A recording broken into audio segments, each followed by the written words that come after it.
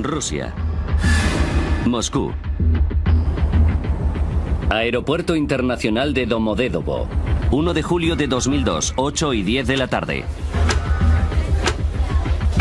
45 niños esperaban embarcar en un vuelo rumbo a Barcelona. Era su premio por sacar buenas notas en el colegio. Entre ellos se encontraba Artur Hamatov, de 11 años.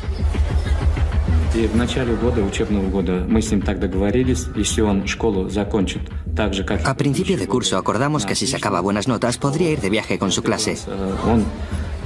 Una tarde, cuando volví del trabajo, me enseñó las notas del colegio y me dijo: «Papá, he cumplido mi palabra».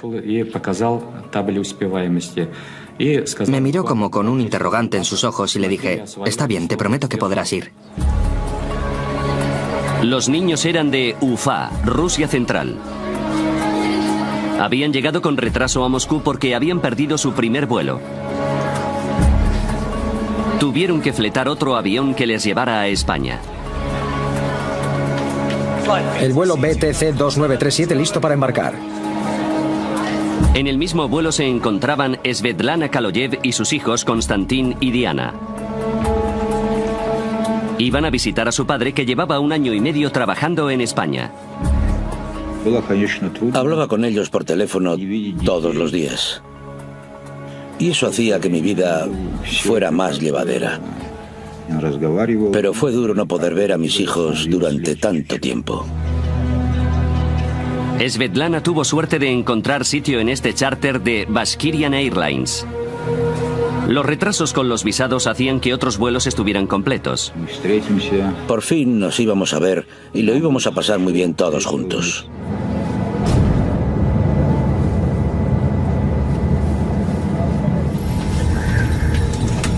La tripulación terminaba de prepararse. Дамы и господа, вас приветствует капитан корабля. Добро пожаловать на борт башкирских авиалиний.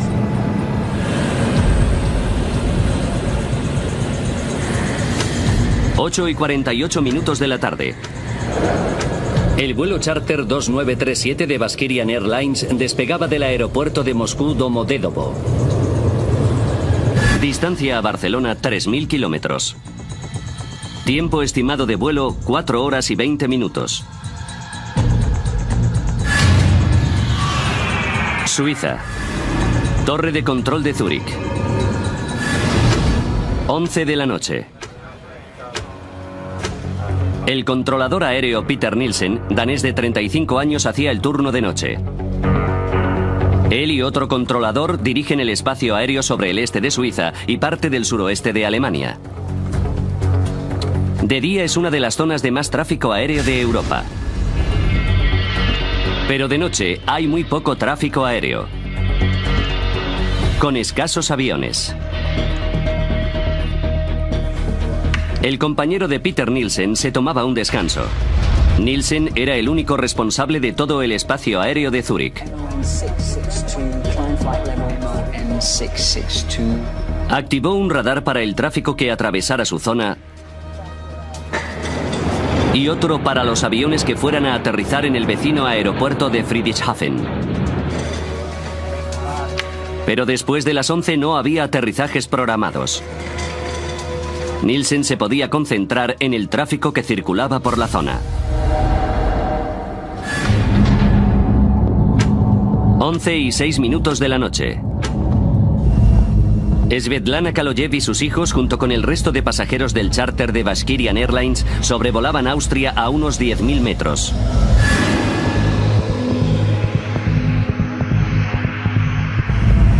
Llegarían a Barcelona en poco más de 2 horas.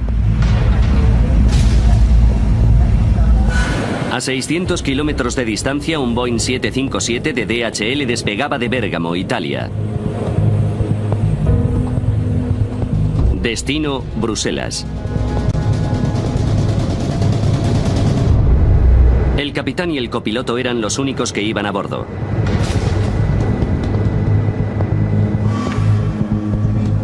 Los ingenieros de mantenimiento llegaban a la sala de control de Nielsen.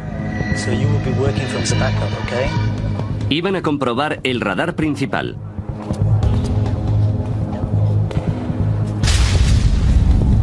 11:21 de la noche.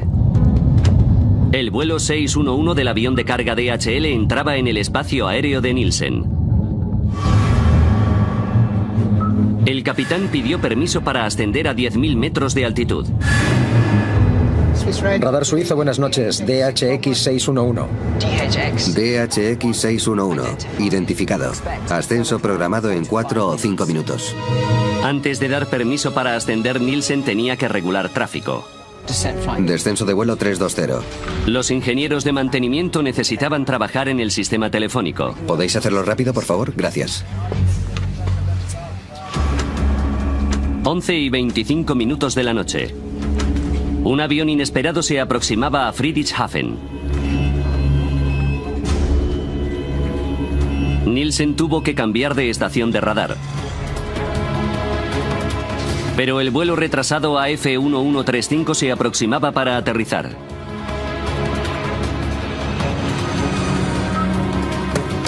Llamó a las torres de control de los aeropuertos para comunicarlo.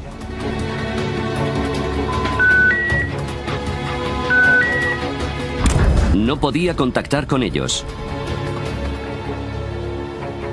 Pero todavía quedaban 10 minutos para que el Airbus aterrizara. Por lo que volvió al radar del tráfico de su zona. DHX 611. Y dio al avión de carga DHL luz verde para ascender a 10.000 metros. Ascenso de nivel 360.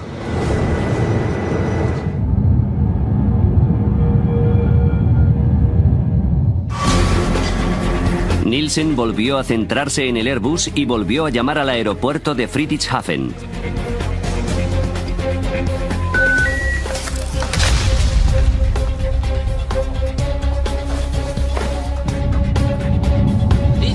BTC 2937. El charter de Baskirian Airlines contactó al aproximarse a su espacio aéreo. Aquí torre de control, repita. BTC 2937. Nivel 360. Nivel...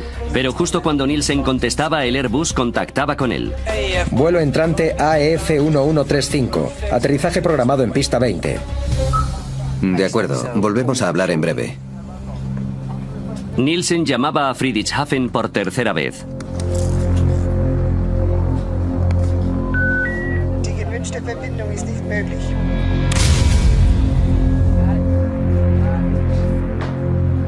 AF1135. Llamó por radio al Airbus para decirles que contactaran con el aeropuerto directamente. He perdido la conexión telefónica con Friedrichshafen. ¿Pueden contactar con ellos ustedes directamente?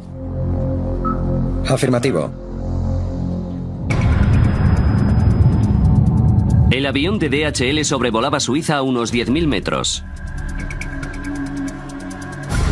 De repente, su sistema de alerta de tráfico y evasión de colisión aérea, el TCAS, hizo sonar una alarma. Tráfico. Tráfico. Tráfico. Tráfico.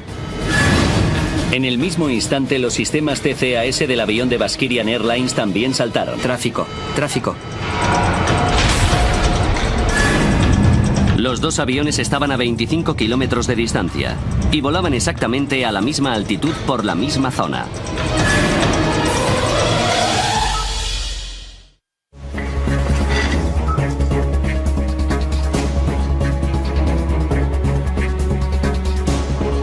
Peter Nielsen se dio cuenta de repente de que tenía un grave problema. BTC 2937. Inmediatamente ordenó a los pilotos rusos descender. Descenso de nivel 350, rápido, hay tráfico atravesando la zona. Segundos después, los sistemas TCAS les decían justamente lo contrario. Ascenso. Ascenso. Ascenso. Dice que ascendemos y el controlador que descendemos. Ascenso. Ascenso. Al mismo tiempo, el TCAS del DHL decía que descendieran. Descenso. Descenso.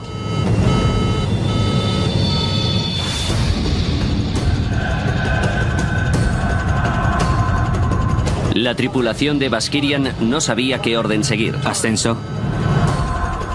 Nielsen repitió su orden. Rápido, descenso de nivel 350, BTC 2937.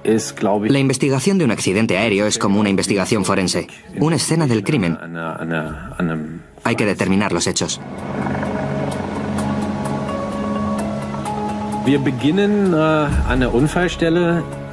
En el lugar del accidente había un caos total al principio. Había escombros por todas partes.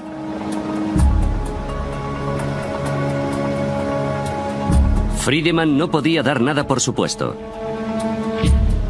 Ni siquiera que los dos aviones hubieran chocado. Es waren zwei Flugzeuge unterwegs, zwei Verkehrsflugzeuge.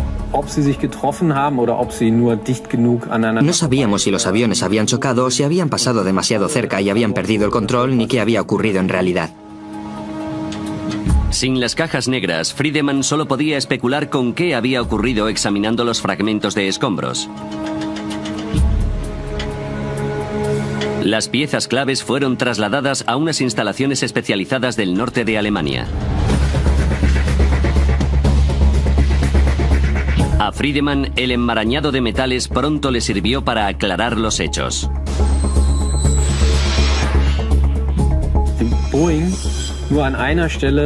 El Boeing tocó el Tupolev en un punto.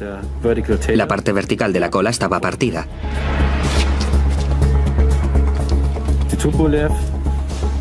El Tupolev tenía dañada el ala izquierda y la parte izquierda del fuselaje. También había pruebas de colisión en la parte inferior del ala derecha. Los restos revelaban que el avión de carga de DHL y el charter de Baskirian Airlines habían chocado en pleno vuelo. Ahora sabemos qué ocurrió. La cuestión es, ¿por qué ocurrió? ¿Por qué iban tan cerca? En el lugar del accidente, entre los fragmentos y restos de los dos aviones, los investigadores habían encontrado por fin lo que buscaban: las cajas negras de las dos aeronaves.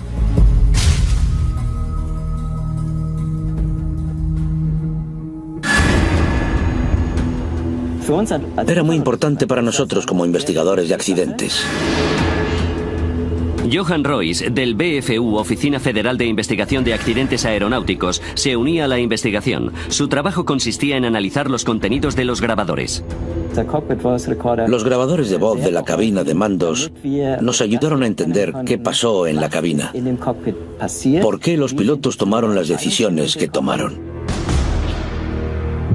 Royce comenzó examinando el sistema de alerta de colisiones aéreas, los TCAS. Nuestra primera tarea era determinar si los TCAS habían funcionado como tenían que hacerlo, según su diseño.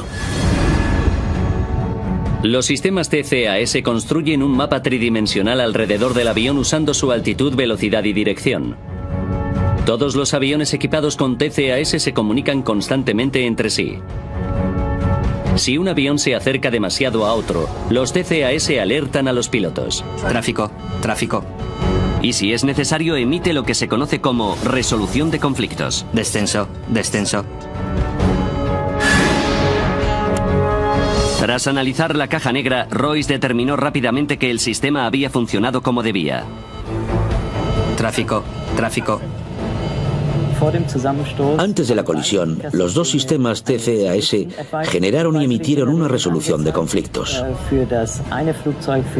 Al Tupolev ruso le dijeron que ascendiera y al Boeing de DHL que descendiera.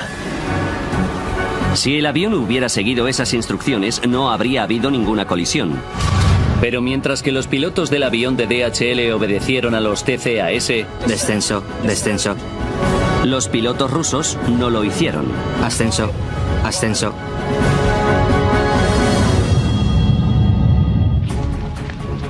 Expertos estadounidenses se están trasladando a la escena del accidente aéreo mortal al sur de Alemania.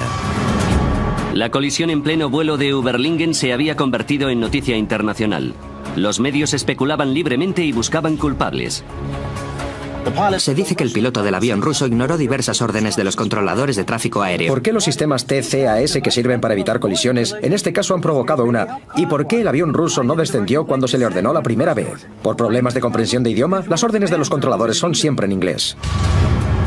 Las grabaciones de la caja negra eliminaron rápidamente una de las teorías. Zurich, buenas tardes. BTC 2937. Nivel 360. Con el grabador de voz de la cabina pudimos determinar que el idioma no fue el problema. La tripulación rusa tenía un buen nivel de inglés. Pero las grabaciones también revelaron un hecho sorprendente. Ascenso, ascenso. Dicen que ascendemos y el controlador que descendemos. Vimos que recibieron órdenes del controlador de tráfico aéreo. BTC 2937, descenso de nivel 350.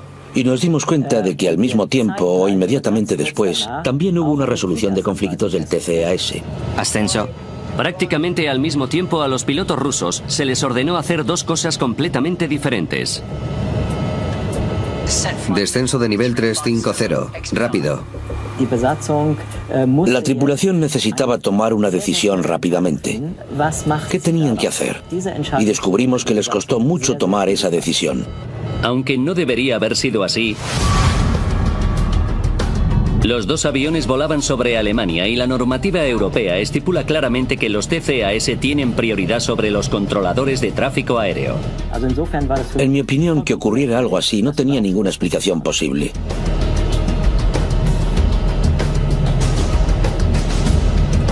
Ascenso, ascenso.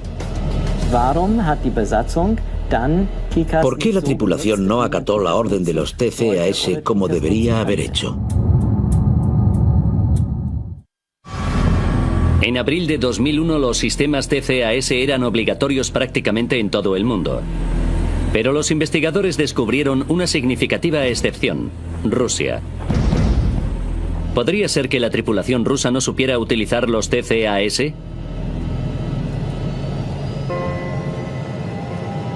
Rustam Mustafin es un antiguo piloto de Baskirian Airlines.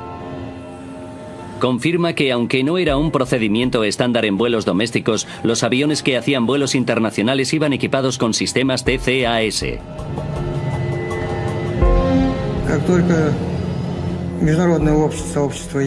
En cuanto los sistemas TCAS se hicieron obligatorios, el Centro de Formación de Baskirian Airlines se aseguró de que nuestros pilotos supieran utilizar dichos sistemas. Mustafin volaba regularmente con los pilotos del vuelo 2937. En la época del accidente, ya teníamos bastante experiencia con los sistemas. La tripulación sabía cómo funcionaban los TCAS, pero ignoraron sus instrucciones. El manual de vuelo del Tupolev, la Biblia operacional del piloto, reveló por qué.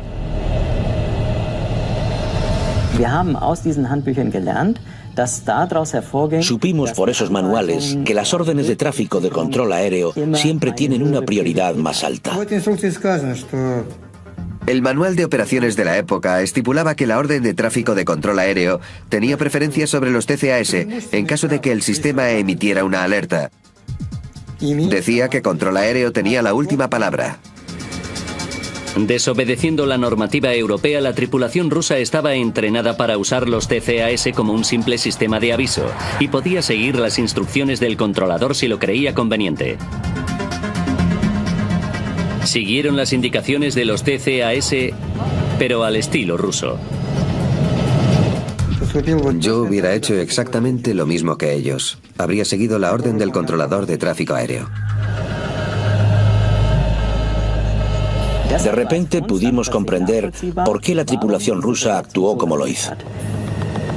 Los investigadores habían descubierto por qué los dos aviones descendieron. Mientras que la tripulación de DHL había hecho caso a los TCAS, los pilotos rusos obedecieron al controlador de tráfico aéreo. Pero esto no respondía a una pregunta básica. Los TCAS son un último recurso. Los aviones no deberían haber estado tan cerca, ni haber dado lugar a activar dichos sistemas. Los investigadores centraron su atención en la sala de control de tráfico aéreo. Un controlador debe pedir a los pilotos que cambien de altitud por lo menos 2 minutos antes de un posible conflicto. Pero Peter Nielsen no pidió a la tripulación del avión ruso que descendiera hasta 43 segundos antes de la colisión. BTC 2937, descenso. ¿Por qué el controlador aéreo emitió una orden así tan tarde? tan tarde que fue imposible evitar el accidente. Gracias a los registros y a los interrogatorios, los investigadores supieron que Nielsen era el único controlador de tráfico aéreo de servicio la noche del 1 de julio. La política oficial de Skyguide es tener un mínimo de 2 controladores aéreos de servicio en todo momento. Los investigadores descubrieron que se había tomado como costumbre en Skyguide que los controladores se tomaran largos descansos en los turnos de noche. Tom Lorsen era un buen amigo de Nielsen, además de compañero de trabajo durante muchos años.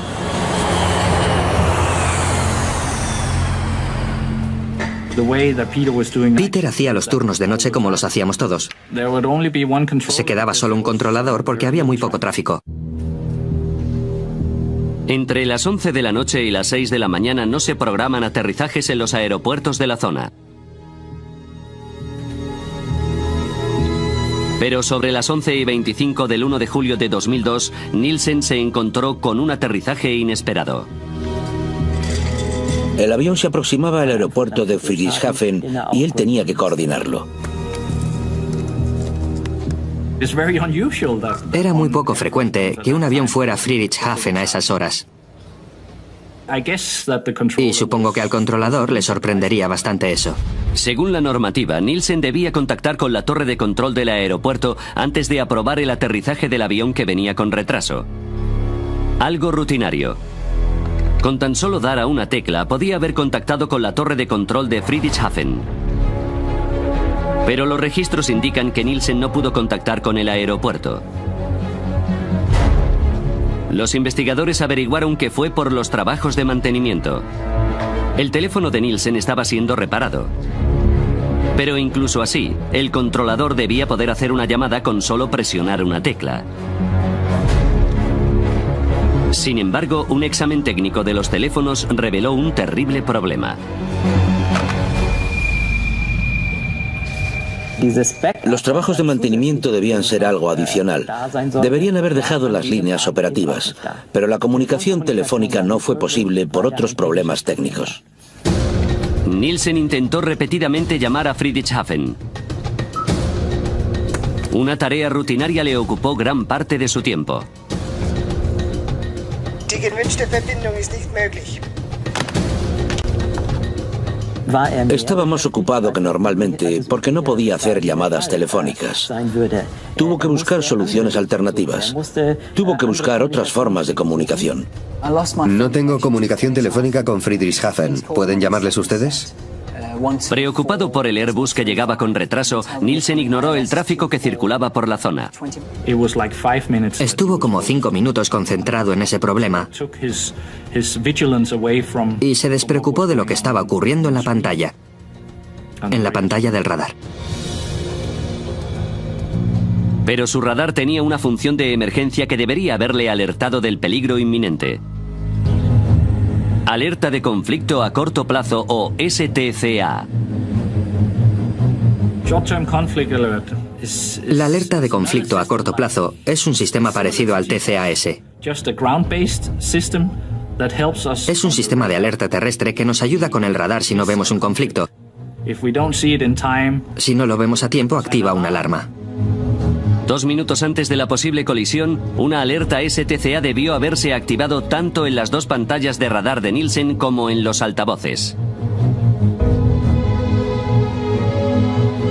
Esto es exactamente lo que ocurrió a 180 kilómetros de distancia en la localidad alemana de Karlsruhe.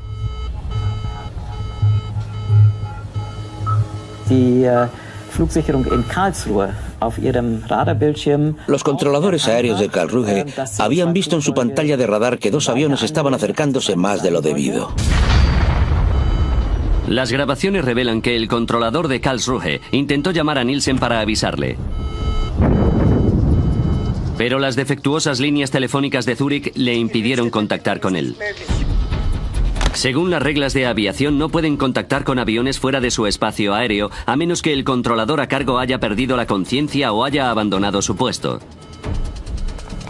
El controlador aéreo de Karlsruhe decidió saltarse el protocolo e intentó llamar a Nielsen 11 veces en total, pero no consiguió hablar con él. BTC 2937.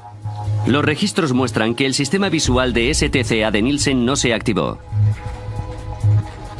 Royce descubrió que el radar de Zúrich también estaba siendo reparado, por lo que tampoco estaba totalmente operativo.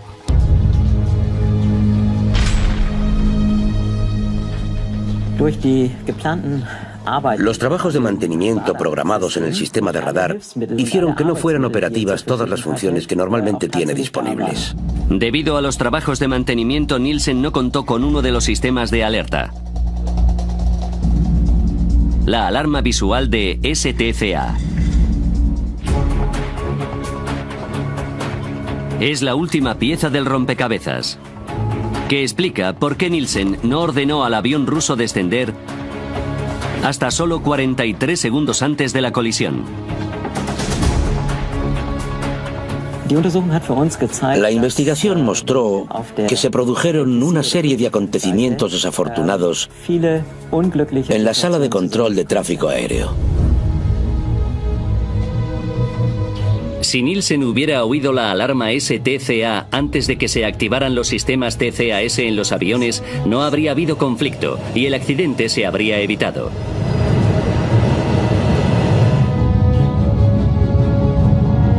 Pero ocurrió algo más.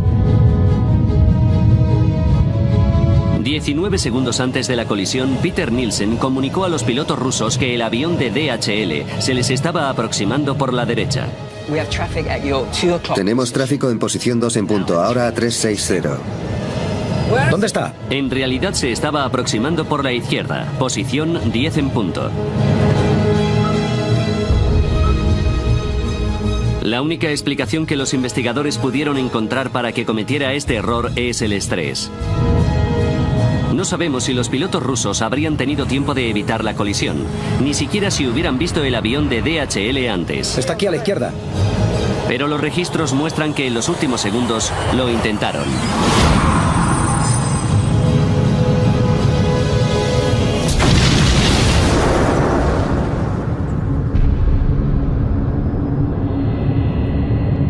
Tras el impacto, el avión de Bashkirian Airlines se partió en 4 piezas. Sin parte de la cola, el avión de carga de DHL cayó en picado.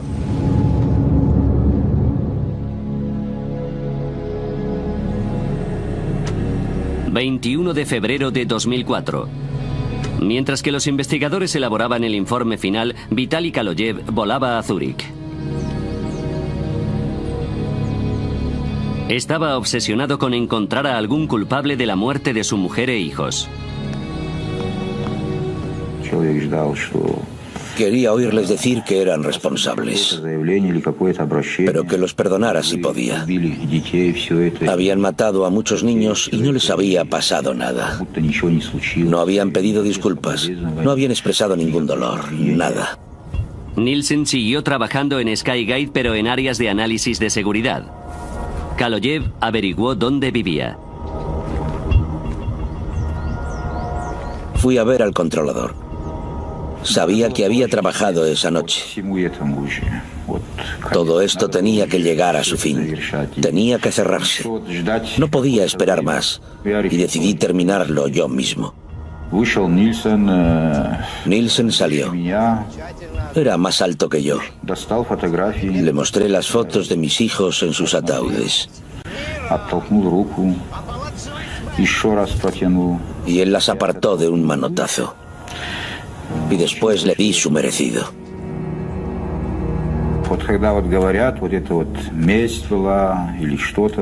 Bueno, hay quien dice que fue venganza. Pero la venganza es algo insignificante. Uno se venga cuando ha sido insultado. Pero esto no fue venganza. Fue un castigo. En Suiza, un hombre ha sido detenido por el asesinato del controlador de tráfico aéreo que estaba de servicio la noche en que 2 aviones chocaron hace 2 años. Lo buscó y lo apuñaló delante de su familia. Ha sido asesinado por un error fatal. Peter Nielsen tenía 36 años. Él y su mujer tenían 3 hijos. Tras su detención, Vitaly Kaloyev fue trasladado a una institución psiquiátrica mientras los tribunales decidían si estaba capacitado mentalmente para ser procesado. Kaloyev fue condenado por homicidio premeditado a 8 años en una prisión suiza. En noviembre de 2007 fue puesto en libertad después de que un recurso de apelación determinara que tenía un atenuante de responsabilidad por la muerte de su mujer e hijos. Vitaly Kaloyev no se arrepiente de lo que hizo.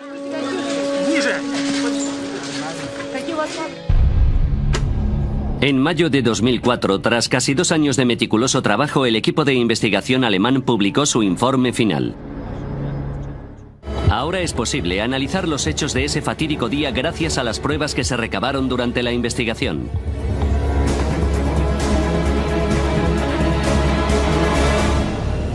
...1 de julio de 2002... 8:48 de la tarde... a 2 horas y 47 minutos del desastre. Un vuelo charter de Bashkirian Airlines despegaba del aeropuerto internacional de Moscú Domodedovo. 20 minutos para el desastre. En el centro de control de tráfico aéreo de Zúrich había 2 controladores de servicio. Uno se tomó un descanso. Peter Nielsen se quedaba trabajando solo. 12 minutos y 33 segundos para el desastre. Un avión de carga de DHL entraba en el espacio aéreo de Nielsen y pedía permiso para ascender a 10.000 metros. 9 minutos y 49 segundos para el desastre. Un Airbus retrasado se aproximaba para aterrizar en el aeropuerto de Friedrichshafen. Nielsen intentó llamar al aeropuerto para transferir el vuelo, pero sus líneas telefónicas no estaban operativas por trabajos de mantenimiento y las de emergencia eran defectuosas. 5 minutos y 21 segundos para el desastre. El charter de Bashkirian Airlines se comunicó por radio con Nielsen. Volaba a 10.000 metros y estaba a punto de entrar en su espacio aéreo. 2 minutos para el desastre.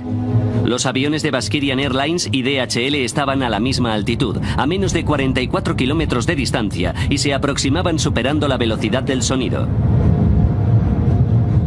La alerta de conflicto a corto plazo o STCA debía avisar a Nielsen de la inminente colisión. Pero su radar está también siendo reparado, por lo que el sistema STCA no funcionaba bien. 43 segundos para el desastre. Nielsen por fin se dio cuenta de que 2 aviones estaban a punto de colisionar. Inmediatamente ordenó a los pilotos rusos descender. Descenso, nivel de vuelo 350. Segundos después, los TCAS se activaban en los 2 aviones. Ordenaban a los pilotos de DHL descender. Descenso, descenso. Y a la tripulación rusa ascender. Ascenso. Dice que ascendemos y el controlador que descendemos. Nielsen no era consciente de que los 2 aviones estaban recibiendo otras instrucciones. Repitió sus órdenes a los pilotos rusos. BTC 2937, descenso de nivel de vuelo. La normativa rusa permite a los pilotos tomar las decisiones que consideren pertinentes en situaciones de conflicto similares. Aquí siguieron las órdenes de Nielsen. Los 2 aviones empezaron a descender. 19 segundos para el desastre. Nielsen creía que el conflicto estaba resuelto, pero antes de cerrar la transmisión comunicó a la tripulación rusa que el avión de DHL se les aproximaba por la derecha, pero en realidad se aproximaba por la izquierda. ¿Dónde está? 3 segundos para el desastre. La tripulación rusa divisaba el avión de DHL. Está aquí a la izquierda. Intentaron evitarlo, pero era demasiado tarde. ¡Descenso rápido, descenso rápido! A las 11 de la noche y 35 minutos los aviones chocaron, a unos 10.000 metros sobre la localidad alemana de Überlingen. Las 71 personas a bordo de los 2 aviones murieron.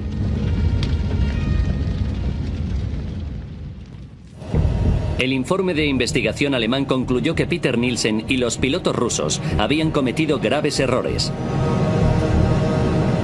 Pero la principal causa del accidente era negligencia por parte de Skyguide. En mayo de 2004, justo después de que se publicara el informe de la Oficina Federal de Investigación de Accidentes Aeronáuticos, el presidente de Skyguide, Alan Rosier, en una conferencia de prensa pidió disculpas de forma oficial.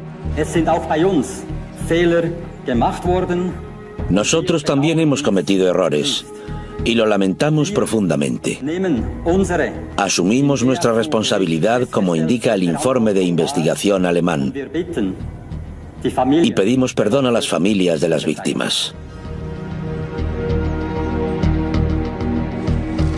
En septiembre de 2007, un tribunal suizo declaró a 4 empleados de Skyguide culpables de homicidio imprudente. A 3 de los gerentes que permitieron la política de un único controlador aéreo se les impuso 1 año de libertad condicional. El encargado de supervisar los trabajos de mantenimiento la noche de la colisión fue multado con 13.500 francos suizos, unos $11.000. Siguiendo las recomendaciones del equipo de investigación alemán, Skyguide implementó diversos cambios de procedimiento. Ahora siempre hay 2 controladores aéreos de servicio, incluso durante los tranquilos turnos de noche. Nadie se volverá a encontrar en la situación en que se encontró Peter Nielsen. Los investigadores también recomendaron que las regulaciones de los TCAS internacionales y regionales concordaran con las de los manuales de operaciones de los aviones. Los TCAS deben tener prioridad sobre el control de tráfico aéreo. No se puede afirmar con un 100% de seguridad que este tipo de accidentes no volverá a ocurrir, pero estamos bastante seguros de que hicimos una significativa contribución para evitar que se vuelvan a producir accidentes así.